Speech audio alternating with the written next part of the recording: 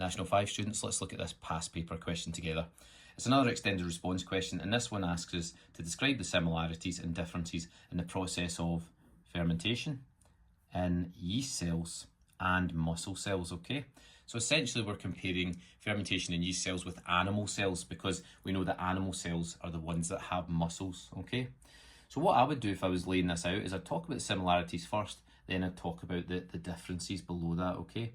So we're just going to put similarities at the top here, so we know that that's what we're talking about initially, okay? So the first thing you can say about the similarities is that glucose is converted to pyruvate, okay? That happens in both animal and yeast cells. Second point, it takes place in the cytoplasm. Okay, all fermentation takes place in the cytoplasm. It yields 2 ATP, okay, or 2 molecules of ATP if you want to say that. It occurs without oxygen, okay, or in the absence of oxygen. That would be acceptable as well for this one. So it occurs without oxygen. If it had oxygen, remember, it would be aerobic. And it's controlled by enzymes, okay, like all respiration is controlled by enzymes.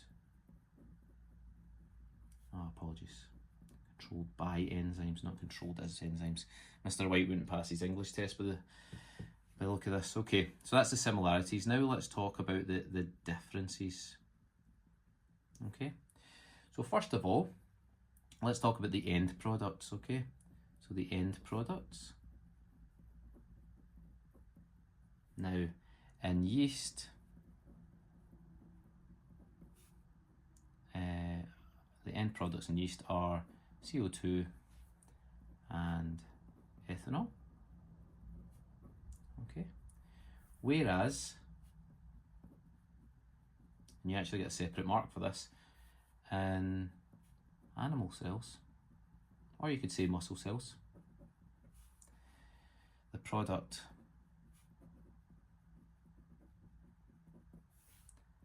is lactate.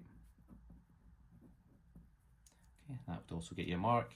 Or you could say the end products are ethanol and CO2 in the yeast cell, and the animal cells have got a product of lactate. You could say it as like a continuous sentence as well, that would be fine.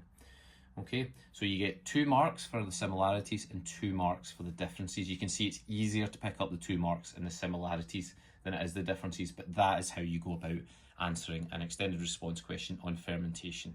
Hope that helps, folks. See you in the next one.